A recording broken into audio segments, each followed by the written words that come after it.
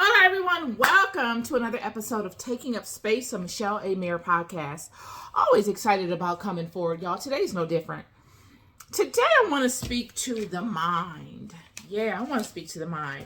Before I really go, I want to speak to the mind. I want to speak to AI. I want to speak to family values. A couple of things, a few things I want to speak to today that I think that you can use. But I want to lead with the purpose of this channel. This channel is not really a motivational channel. It's not like the content that I offer you on this channel is designed to, motivate you to go, go to work or go get a business or go to this or go to that. That's not the focus of my intention for this channel. My focus is to equip you with information so that you are aware. I wish I could equip you with tools that I've used to overcome the many challenges that I've faced in my life, but I don't think that that would be fair to you. Because from what I've gathered along my path is that the tools that I use are the tools that are in alignment with what God has for me in my walk. And the tools for other people and what other people do are their tools as well. And it's not my job to go out and mimic someone else's tools. It's my job to observe the things of this life and to notice them and then to approach them in my own way. And that is the reality of this channel, is to give you the information so that you are aware of the things that you may not be aware of, or even to give you a nugget that you can use to fill in the gaps between the holes within your wall to fortify your own kingdom. Not to solve your problems for you or not to give you a roadmap as to exactly how to go about solving them, because then I would not be making you capable. And my goal in this channel is to assist others in being capable. And so I just wanted to put that out there because, you got a lot of things on social media. You got people out here, motivational speakers. And I think that's great. Everyone needs a pep talk, and that's wonderful. But you have a lot of that. But, do you have a lot of people out here that have actually gone to war spiritually and come out, and then gone back in and come out? And do you have those same people offering up those experiences to others so that they have tools and techniques or even a philosophy of yours that they can cross-reference to help them navigate whatever it is that they're facing? That's the part. Because, friends, I'm telling you, we're at a detrimental time. We're really at the 12 o'clock hour darn near. And it's the haves and have-nots. And I'm not talking about material halves. I'm talking about internal halves. Because it's the internal things that matter. It's those that have the knowledge and those that don't. We are leaving the age of information. I did the video on this. And we are embarking on a whole new age now. And this is the age of experience. What do you know? What have you garnered from all of the information that you've gathered? What experiences have you garnered in using the information that you've gathered? Or have you just pondered it and sat back? We are entering an age of somewhat discomfort. I know many of us think we're going to blame it on one person. But this thing is the tide. We are entering an age of what some would consider discomfort, complete change. And it's going to be about, what do you know? What can you offer within this age that you know of, that you don't have to depend on anyone to give you, that you're not depending upon any particular system to provide for you? Not to say that there won't be a system, because there will be. We're looking at tremendous changes coming just through AI alone. And on one part, it's refreshing. Some people love it. I see people using Chat GPT, and everything is Chat GPT, Chat GPT, Chat GPT, and that's great. But what do you have outside of Chat GPT? What do you have? Where is Chat GPT getting its knowledge from? What spirit is fueling Chat GPT?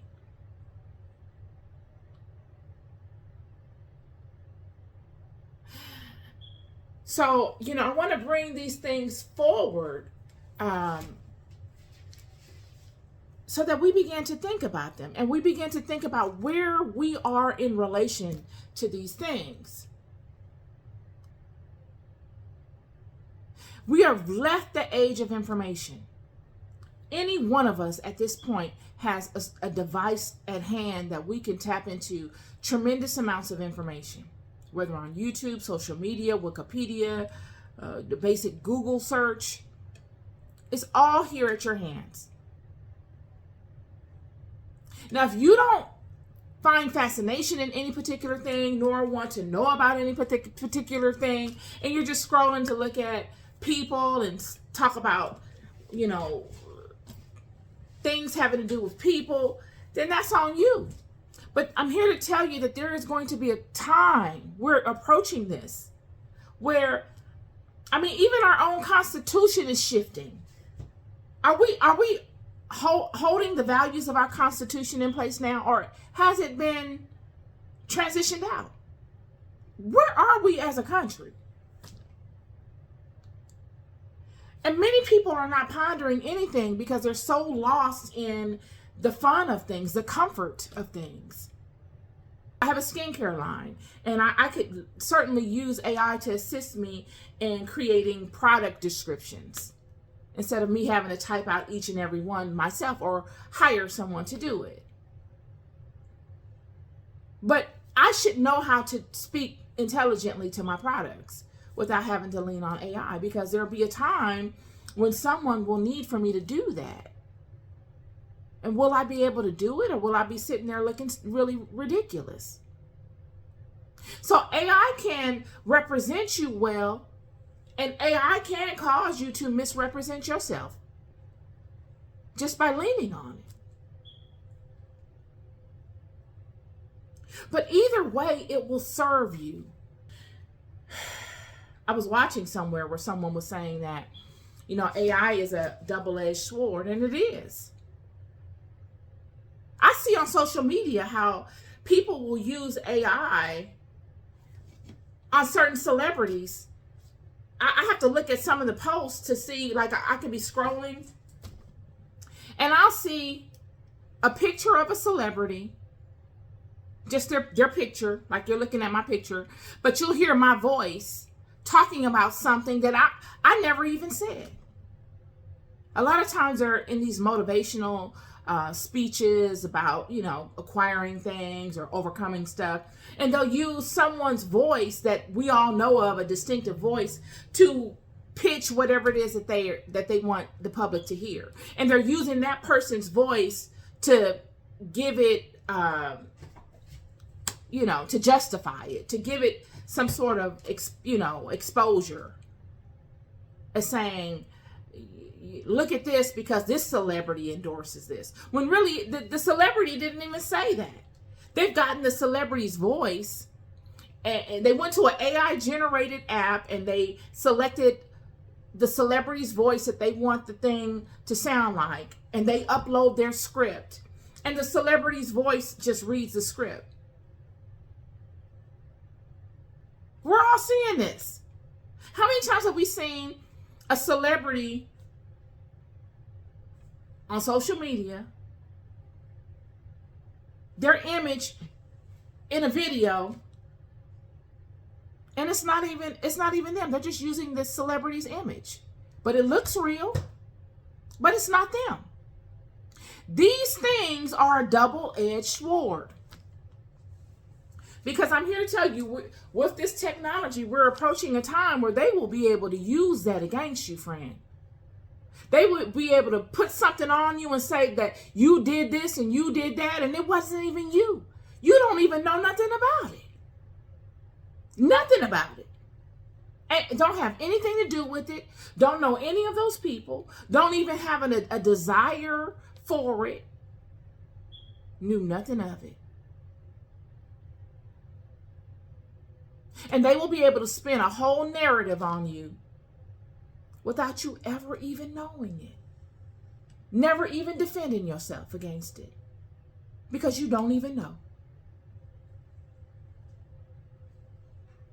And these are things that we must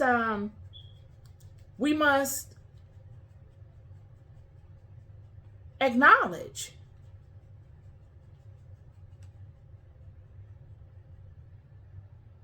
And what happens is all these things are put together for a purpose, because they're like leading sheep.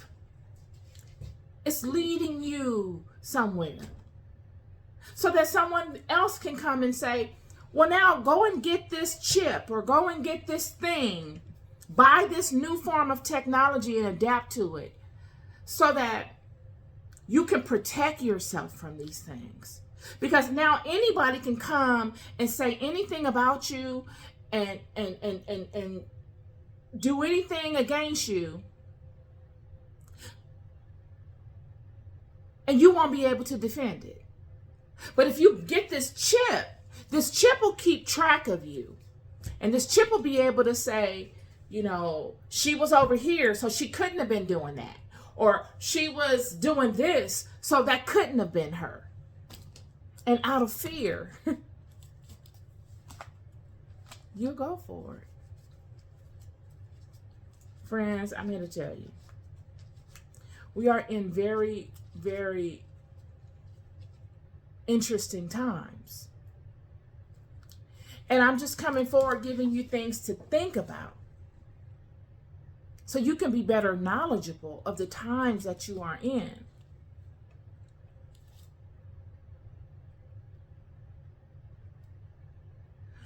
So in our past conversations, I've spoken to the dream world. I've spoken to the whole ability of someone to infiltrate your dreams. I was thinking when I was preparing for this video of the movie Inception. I don't know why I hadn't thought of this prior to. I love that movie. Very good movie with Leonardo DiCaprio. Brilliant movie. I'm a thinker, so whoever wrote that script is just brilliant. But it's based on, it's not a fantasy unless you believe it's a fantasy. This whole dream infiltration sequence of things has been going on for a long time. In the movie, if you haven't seen it, it's about a group of guys led by Leonardo DiCaprio that are experts at putting themselves in other people's dream state, infiltrating the mind. Physical people, whole team of guys, one girl, that can engineer systems, or I'll just say a system that can overlay or interact with you in your dream world. They enter into the dream world in a way where they're not intrusive. Your firewall, your own defense systems do not alert themselves against them. And if they do, they know how to go around them and still be undetected. Now, why would they do this? Well, in the dream, they do this because they want to get secret information, secret knowledge. Whether suppressed knowledge that the person has within them, memories of things that are important to someone else, that the person does not remember, and that maybe they spent years in psychotherapy trying to bring up, but they can't remember it. So they enter into this person's mind to assist them in uncovering it. But you can't, the person that wants to have it uncovered can't premeditatively do this, because this is the brilliancy of the mind. If I come into agreement with these people and say, okay, yeah, you can come on in and look within my mind, I've alerted my mind that I'm going to allow this to happen. So they must sneak back doorway their way into this person's mind to extract that information. And there's levels to the mind. There's several levels of firewalls set up It's brilliant. This is the brilliancy of your creation. This is the mind of God. God made us in his image and in his likeness. So in understanding the levels of our mind, you understand the levels of God's mind.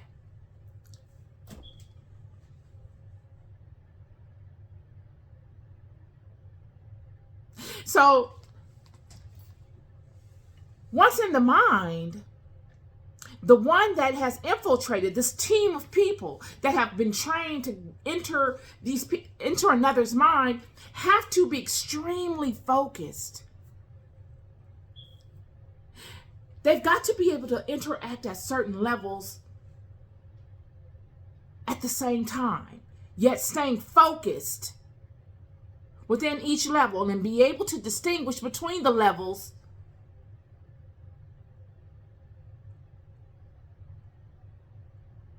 at the same time.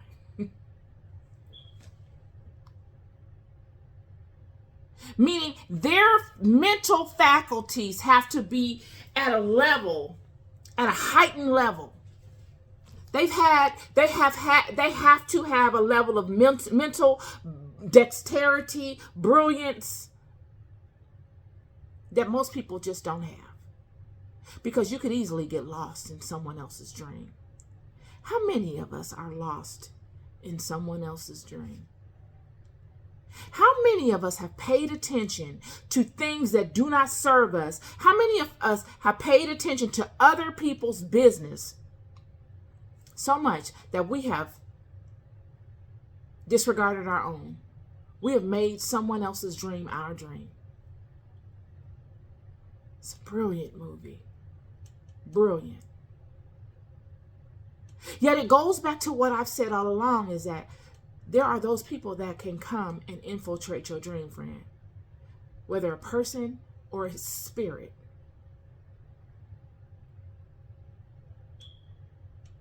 And they can infiltrate your dream to the point that you won't even know it's a dream. You'll think that God has sent you a vision. How many prophets running around here talking about God told me this and God ain't said nothing? This is what I'm speaking to when I did the podcast on knowing the people that are leading you. Whether spiritual leaders or people in your family that are leading you, knowing who they are. What have they gone through? What have they gone through that has proven them?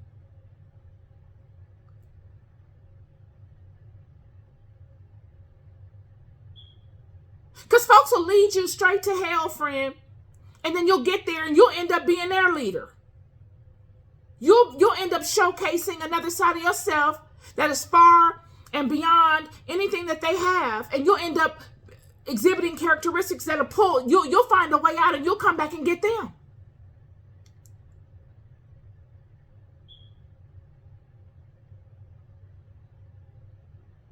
You've got to know these things. And that's why I did this channel, is to give you things that I know to be true and put them on front page so that you can know that they exist, not to give you the answers to them, because what is that going to do for you?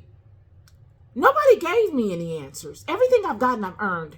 I didn't get any answers from anybody. I got it out the mud. But what better way?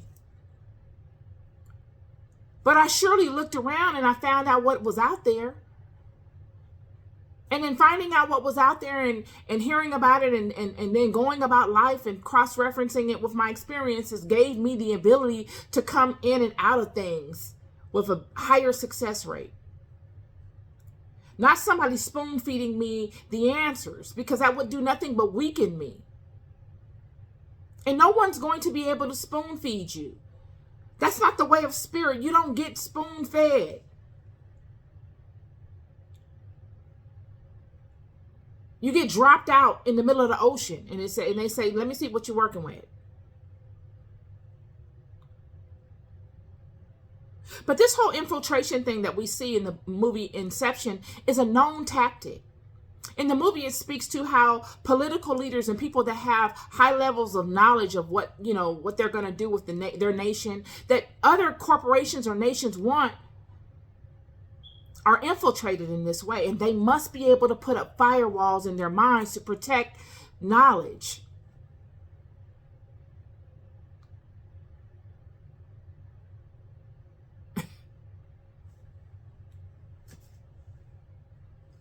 Many of us are wondering how people know certain things, and you got people out here that can read people's minds.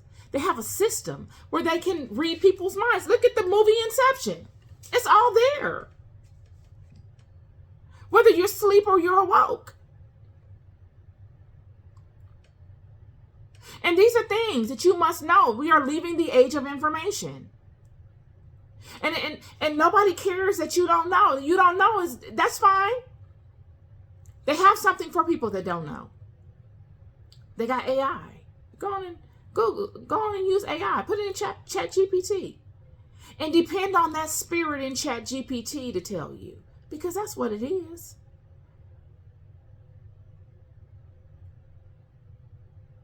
Meanwhile, there are people in the world that are actually pulling from an organic spirit. A spirit that Chat GPT has no relationship to. And this is the thing that will be rare. And this is the thing that kind of coincides with what I said about plastic surgery. It'll be the organic versus the inorganic.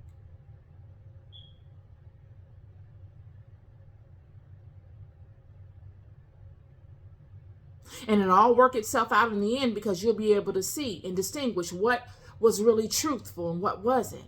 You'll be able to say, okay, yeah, we should have just gone ahead, and you could possibly say, yeah, we should have just gone ahead and stayed with the organic, because we had it all from the beginning, just like Adam and Eve thought. We had it all in the beginning. We didn't do anything but complicate it. Or you could say, wow, what we had in the beginning is nothing compared to this. We'll see.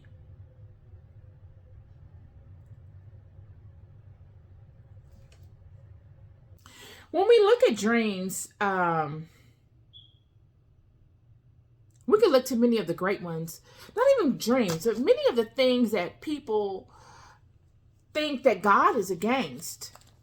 Many of the great ones, the pillars of the house of Israel, utilized quite extensively.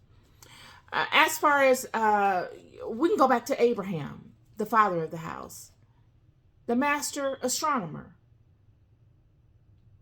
This is what Abram was. This is what got Abram treated so well, he and his wife and his whole caravan of people, while they were moving throughout the world. This is what made Abram's name great. He was a master astronomer. He could plot the precessions of the planets. And many people don't know that when you say, okay, he could plot the precessions of the planets. Okay, yeah, okay, great. But you don't know that that's just an umbrella that covers a number of things. Just saying that one sentence is an umbrella that covers a wide array of different spiritual things. In order to plot the precessions of the planets, you must know the nature of the planets. You must know the planets. You got to know the star systems. You've got to know the solar systems. And you've got to know how they relate to this physical world.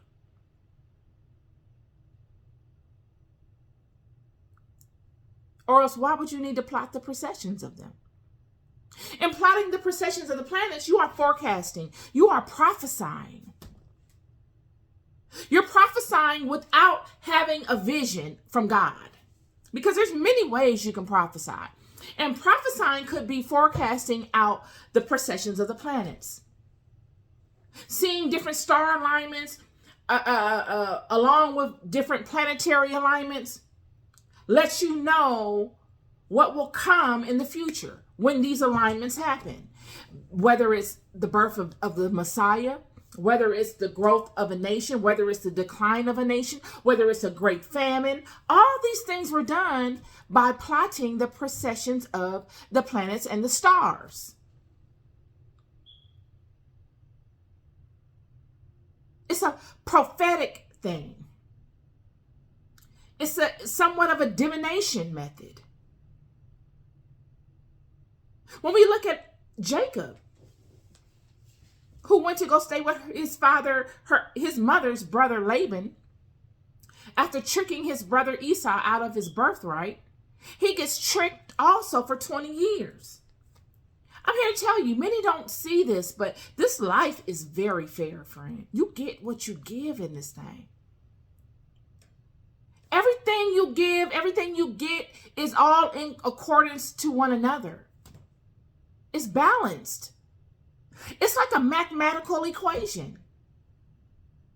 You got some equations actively playing themselves out in real time, and you have others that are waiting to be implemented. Balance on balance on balance.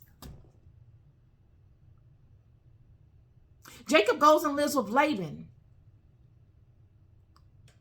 and he becomes better. He becomes a master geneticist. Jacob, the letter J was non-existent back in Jacob's time. The people would, because there wasn't a letter J, the Y was put in its place. So Jacob would have been known as Jacob. Jacob was a master geneticist.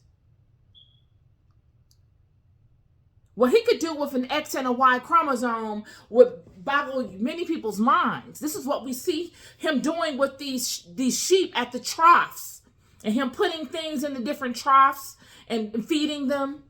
He was a master at it. And he will become what we're seeing with Laban and Jacob. Well, what we're seeing with Jacob while with Laban is him becoming a master by using Laban's sheep.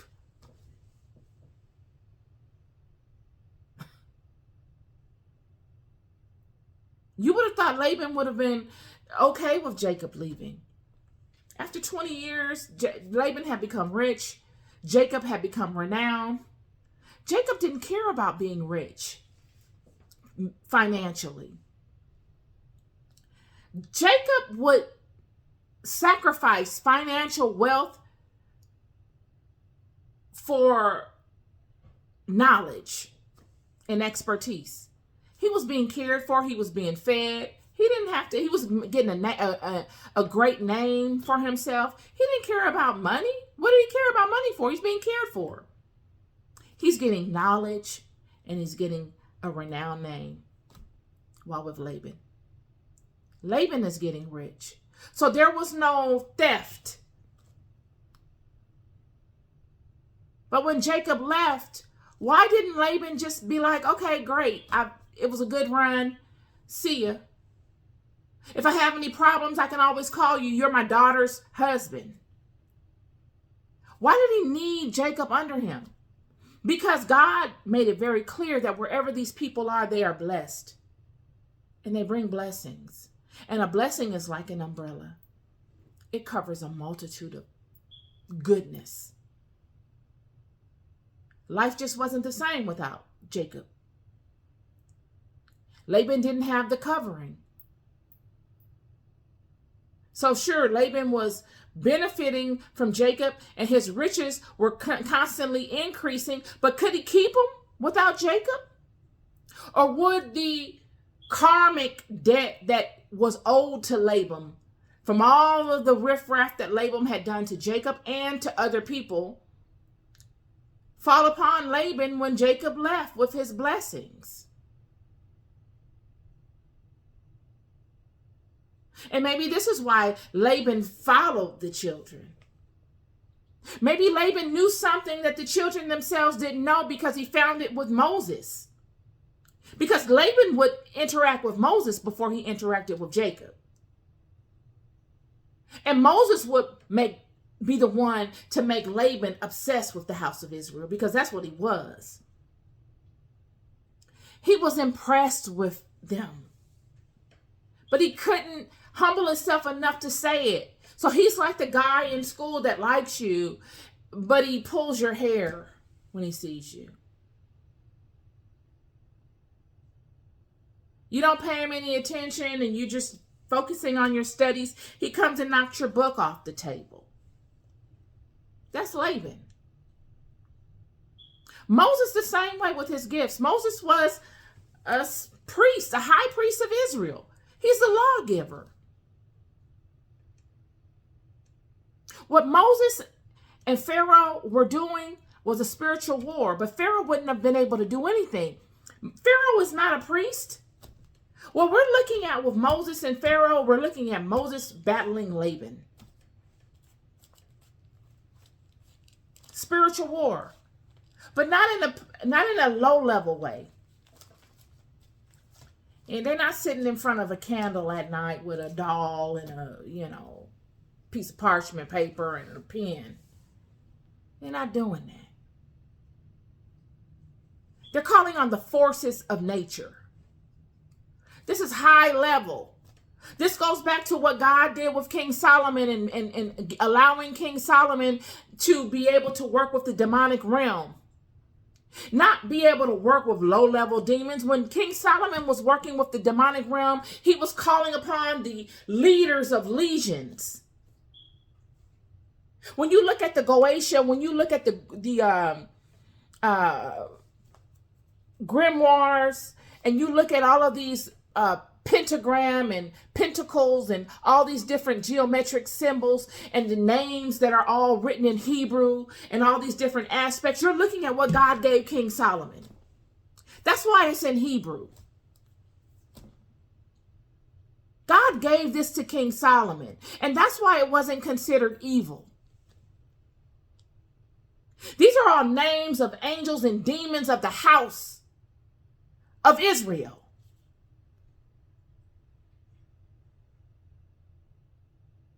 To have power and authority over over everything that have to do with this domain. They're highly volatile.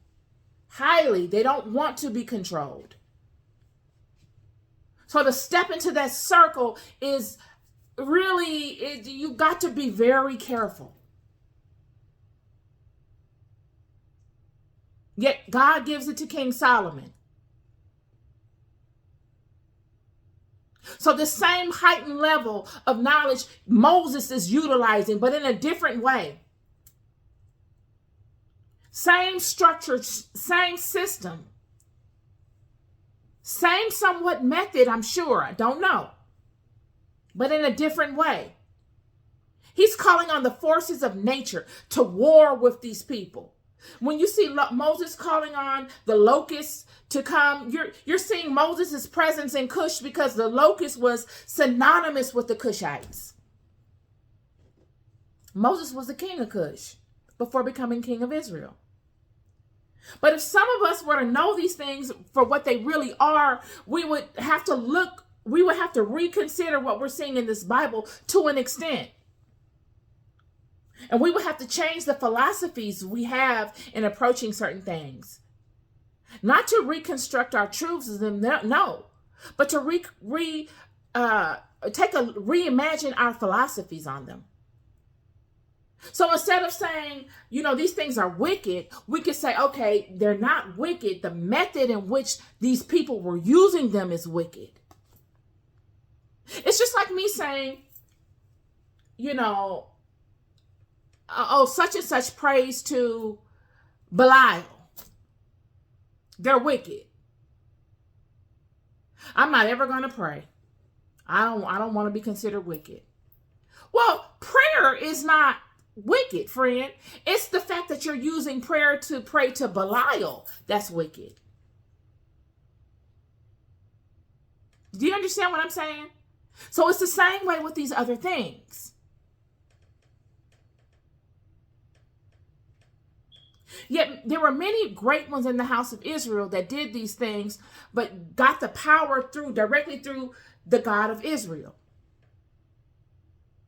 All of them were set apart because of their power of discernment. Their power to prophesy, their power to distinguish between God and the enemy. And this is what many of our troubles are today still. I did the podcast on it last week. It's the power of, many of us are talking about we're prophets and we're this and that. And I'm not saying that there are no prophets amongst us. I'm just saying that there are some that have been misguided. And what you think you have heard of God ain't of God, friend. And the only way that you will know if it's of God is really through two things: the power of discernment, which is leading from the God power within, and cross-referencing anything to that knowing.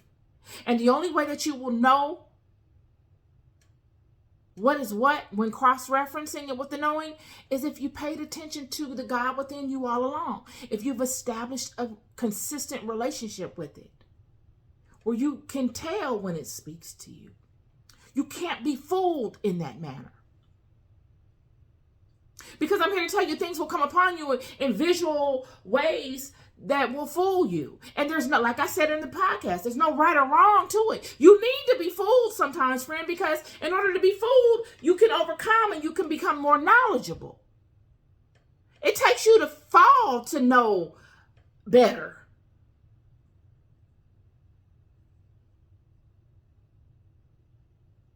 There's no wrong in it. It's a learning curve. And the other way that you will know is by testing a thing. Like I said, I'm here to give y'all tools. I've been through many battles, y'all. I'm here to tell you. I'll sound crazy if I told you. I done been through many battles, years. I'm talking about a long time. Over 2 decades. I done been through a lot. And the only way that you know for sure, even if you don't have the discernment, if you don't have the discernment and you say, my discernment might be off, how will I know? You change it. You change your dream. When God sends you a dream, you can't change it, friend. It's a done deal. It's like lightning hitting a tower. How do you undo that? When God sends you a dream, there's no way to change it. But when these other ones send you a dream, you can change that. These be the things.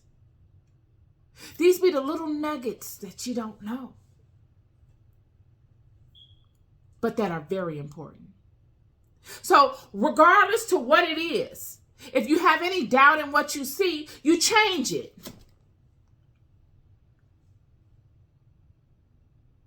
Period. That's how you test it. But if you're banking on the thing to come to pass tomorrow, and you're prophesying on something that, is 20 or 30 years away, you're going to have to sit it out and let it do what it's going to do. But if you've changed it and it's not of God, then it won't come to pass regardless, 20 or 30 years or tomorrow or next week. These are the things. And these are the things that God has allowed us to see within the pages of this book. These are the things that God has granted us access through the experiences of many people that have come before us. It's not to worship this book. It's not to make everything in this book exactly as it's written. A lot of things in this book are metaphorical. But it's to take the experiences of these people and allow them to manifest in your life, to use them as guideposts in the direction of your life, in the direction of your families. I come from a very close-knit family. And my family is everything. I'm just a family girl. I don't know any other way. I've been programmed that way by my family from the time I was a child. And when we get together, 4th of July and all these kind of holidays, when I was a teenager, I could get out of going to the family get-togethers on 4th of July. Stuff like that. 4th of July, Memorial Day. I can get out of that.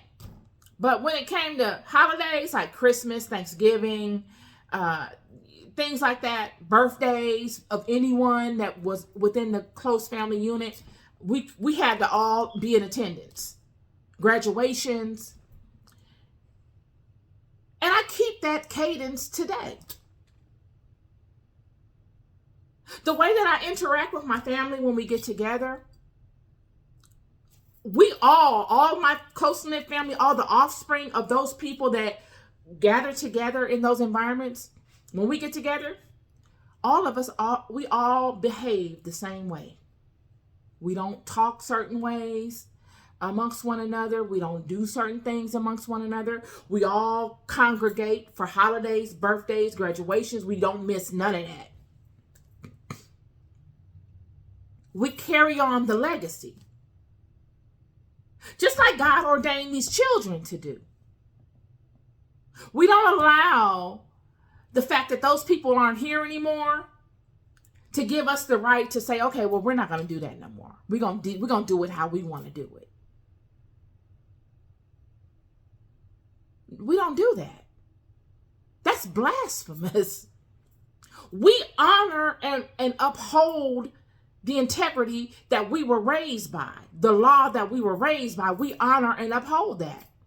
Moses, the lawgiver, the children honoring and upholding the law, even though some of it has broken down.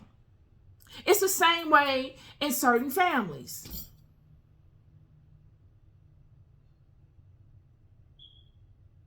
So that we don't conduct ourselves in certain ways, ever. We don't allow anybody else to come into that environment and conduct themselves in any way. We just don't do it. And if it happens, we address it. And this is the way it should be.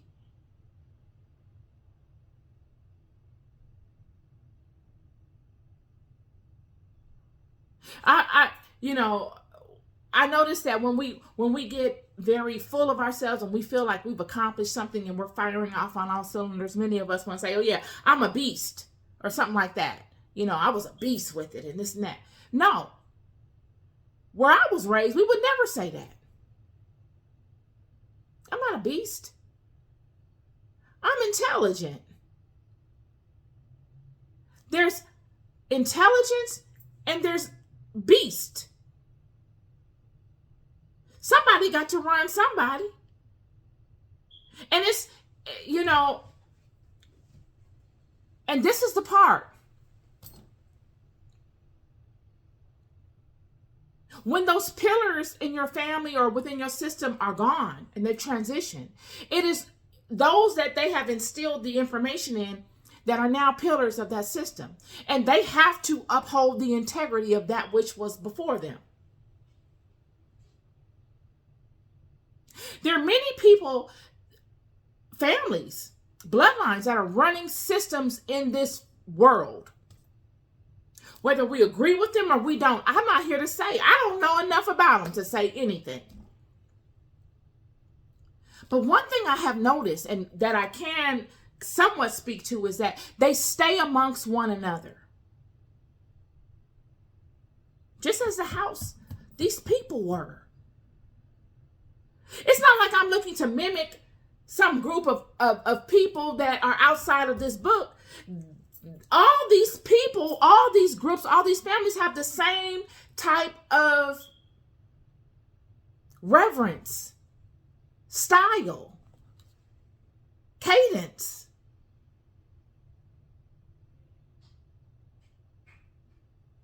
It's honorable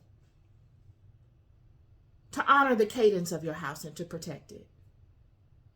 Even if people of your own house that may not be of that particular group come amongst it and do things that somewhat are dishonorable to it or to you, it's your job to correct them of it and say, no, we don't do that here. And I don't know what happened to you. And I know you're not privy to this environment, but it's my job to tell you because nobody else has. We don't do that here.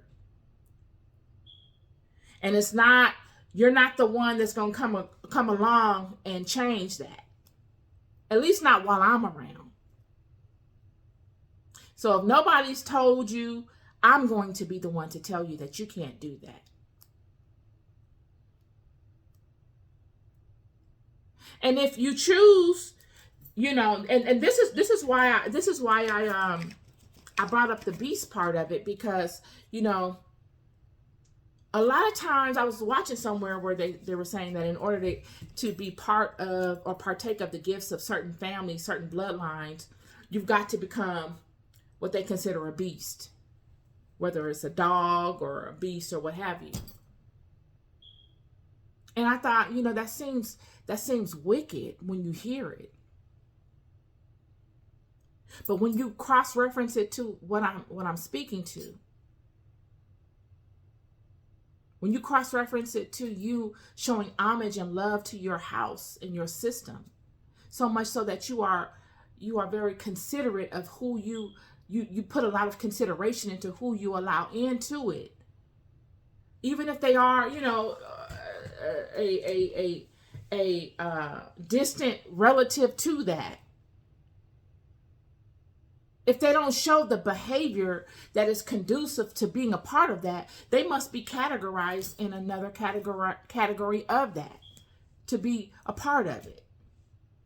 If you show beastly behavior, you've accepted that title.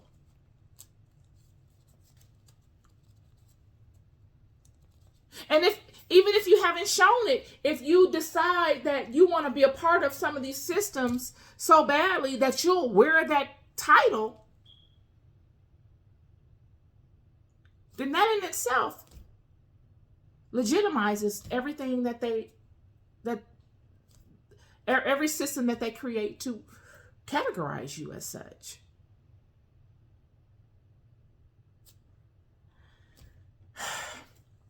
So this is my content for you today, you guys. Just always looking to be helpful. Honestly, I believe we are living in a very fair system. I have learned some things that are just eye-opening for me in the way the spirit moves. It's not emotional. It's not. It's based on truth. And the truth shows through action and thought. The truth is shown through action, thought, intention. That's it. And it's non-biased. It's not biased. It's not emotional. You can't manipulate it. You can go into it thinking you'll manipulate it. But the further you walk through it, it will definitely show you. It will. All eye-opening. You love more than you'll ever know. I'll never stop telling you. Be good to yourselves and be good to one another. Peace and love.